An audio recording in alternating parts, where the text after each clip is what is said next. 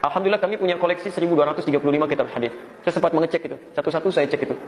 Itu jangankan hadis sahih, di hadis palsu aja nggak ketemu gitu. Ini wajah tuh itu, kalau Anda teliti di kitab hadisnya, itu bukan doa istiftah tapi doa saat selesai menyembelih hewan kurban. Pertanyaannya, kenapa Ustadz mengatakan penelusuran Ustadz di 1235 kitab hadis? Katakan nggak ada. Buktinya ini ada. Nah, inilah yang kami lakukan dalam riset, teman-teman sekalian. Sampai kesimpulannya, ya kita tidak menghitung ini kenapa. Jadi ada riset di wal mukhtaru inda Syafi'i, ya, yang tidak memakai ini. Kalau bahasanya wal mukhtaru berarti yang dipilih. Kalau yang dipilih berarti ada pilihan. Artinya berarti ada riwayat yang ada ininya cuma tidak dipilih. Ini cara berlogika saja dulu. Lalu apa benar memang tidak ada riwayat doa iftitah? Ingat doa iftitah yang memakai ini. Ternyata ada. Ada. Dalam Mu'jamnya Imam Tabrani ada. Ya. Suatu ketika seorang sahabat itu membaca satu surat di mana di situ tertulis doa iftitahnya Nabi adalah inni wajjahtu, itu teks sebelahnya itu. Tetapi ya, Ustadz Adi Hidayat ini sudah membuat klarifikasi tentang pernyataannya tidak ada hadis ini. Karena itu sempat heboh ya, bahkan segelas Gus Koyum pun turun tangan menjelaskan bahwa siapa bilang tidak ada hadis yang ada ininya ketika membaca doa iftitah? Ada hadisnya, ada. Ini penting karena kita sudah terbiasa memakai ini. Kalau ternyata tidak ada hadisnya, seolah-olah kita ini mengamalkan ajaran siapa, kan begitu pertanyaannya. Makanya wajar sekelas Gus Koyum turun tangan. Bukan soal menyerang Ustadz Adi Hidayat, tapi menjaga keilmuan. Karena prinsipnya hirasatul ilmi aula atau muqaddamun min hirasatil alim. Menjaga ilmu itu penting.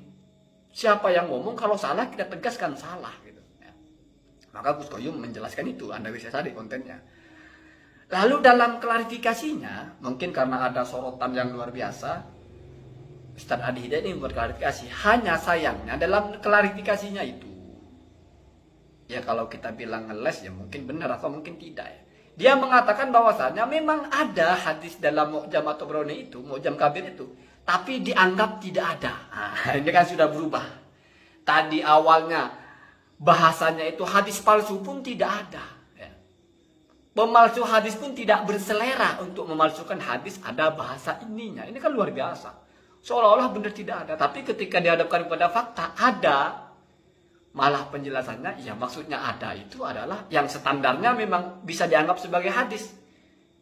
Sementara hadis yang ada ini, yang ada dalam kitab Syu'abul Iman ya, karya Imam Al-Baihaqi. Di mana di situ hadisnya lain. Kalau yang pertama itu sahabat menceritakan membaca tulisan atau risalah yang di dalamnya ada doa iftitah Nabi. Kalau ini enggak, yang Syu'abul Iman ini enggak. Ini riwayat Sayyidina Ali. Bahwasanya Nabi itu membaca doa iftitah dalam sholat inni wajjahtu, dan komentarnya ulama rijaluhu sikotun, para perawi hadis dalam hadis itu sikoh. Tapi sayangnya ketika Ustadz Adi Hidayat menjelaskan tentang mengklarifikasi gitu, dia tidak menyebutkan hadis yang ini. Saya perhatikan hampir 1 jam dia menjelaskan, satu pun dia tidak mengomentari bahwa ada hadis lain gitu. Jadi dipikirnya dia mungkin hanya At-Tabrani itu, hanya Mu'jam itu hadisnya. Sehingga dia masih bisa menyerang, oh itu hadisnya mudallas gitu. Kami tidak anggap, itulah kami meneliti. Lalu dia mencari bukan gak cari gara-gara lah. Mencari kenapa hadis ini tidak dianggap, kenapa begini, kenapa. Artinya menganggap itu tidak ada gitu. Jadi lebih keren dari Imam At-Tabrani gitu. At-Tabrani aja menukilkan hadis itu gitu. Tapi kata siapa? Ustadz Adi Hidayat ini, itu dianggap tidak ada. Sehingga begitu pedenya ngomong tidak ada satupun hadis gitu. Padahal ada. Lalu bagaimana dengan hadis yang satunya lagi, yang sama-sama ini, riwayat Sayyidina Ali. Di mana di situ tidak ada tadlisnya, tidak ada mudallisnya. Kalau hujahnya, hadis yang pertama dianggap tidak ada karena ada mudallis, berarti ketika ada hadis yang tidak ada mudallisnya, harus dianggap ada. Artinya tertolak lagi ucapannya bahwa tidak ada hadis ini wajjahtu. Ini kan simpel kalau seperti ini, bukan pengetahuan yang rumit, hanya butuh kejujuran, butuh kehati-hatian, butuh pengetahuan diri, gitu saja. Tidak bisa kita itu memastikan tidak ada hadisnya, karena kita tidak akan pernah mampu membaca semua kitab hadis. Walaupun kita membaca semua, bisa saja kita sudah baca, terus lupa bahwa di situ ada. Siapa yang menjamin? Inilah caranya kita berpikir waras. Gitu. Karena ini masalah. Bilang ada dan tidak ada hadis itu urusannya dengan Nabi. Kalau kamu bilang Nabi tidak pernah bersabda, padahal Nabi pernah, kamu berbohong atas nama Nabi. Sama saja dengan kamu bilang Nabi bersabda begini, padahal Nabi tidak pernah. Ini kan sama. Sama-sama ada kebohongan, di mana di situ muatannya adalah tentang Nabi. Sama. Nabi tidak pernah kok nyuruh kamu begini, padahal Nabi pernah. Bohong kamu itu. Berbohong atas nama Nabi, masuk kepada kadaba alaiyah. Ya, semoga masuk kepada ghairu muta'ammidin, tidak sengaja. Kalau muta'ammidan berat ancamannya.